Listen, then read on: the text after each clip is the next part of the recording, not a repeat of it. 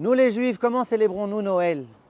Alors, il faut savoir qu'il y a des très grands décisionnaires qui ont dit que durant la nuit de Noël, nous devons ni étudier la Torah, ni avoir de relations conjugales.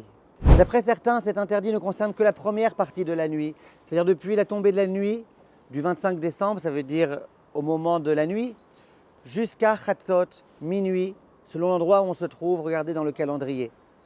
Pour d'autres, ces deux recommandations concernent toute la nuit. Pourquoi serait-ce interdit? Quel serait le problème? Disent Rachamim, d'une part, durant cette nuit-là, il y a une très très grande impureté dans le monde.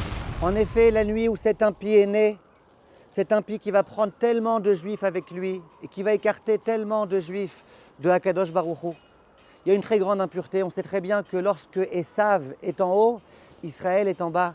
Il y a beaucoup d'impureté. Et ce n'est pas le bon moment ni pour étudier la Torah, ni pour avoir des enfants, que la femme ne tombe pas enceinte à ce moment-là. Nos sages affirment de plus qu'en dehors de l'impureté qu'il y a dans le monde, c'est un deuil pour le peuple juif. Et l'homme qui est en deuil, il doit ni avoir de relations, ni étudier la Torah. Le Rav Ovadia Yosef, lui, il dit que la coutume sfarade, ça n'a jamais été de faire attention à ces points-là. Et donc, il n'y a strictement aucun problème d'étudier la Torah ou d'avoir des relations.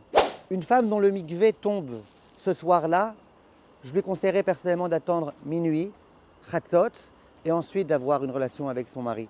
Pas dans la première partie de la nuit. Mais si c'est impossible, comme on l'a dit, d'après la halakha, c'est autorisé.